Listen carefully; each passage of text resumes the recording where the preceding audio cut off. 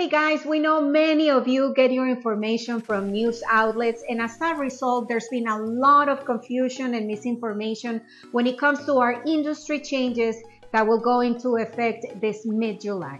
And those changes will not only impact realtors, but also buyers and sellers. So here's a simple explanation of what you can expect in a few short months. Change number 1. Home buyers and their realtors will have to sign a written representation agreement before touring a home.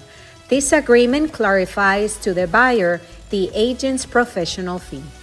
Number 2, listing brokers and sellers can continue offering compensation for buyers' broker services, but such offers will not be shown in MLS.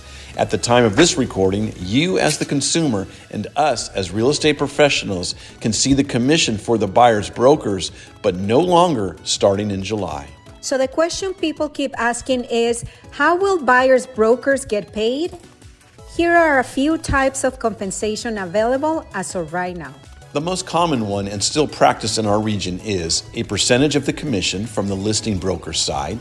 Another way buyers brokers get compensated, and we see it most commonly with a few new construction companies, is a fixed fee.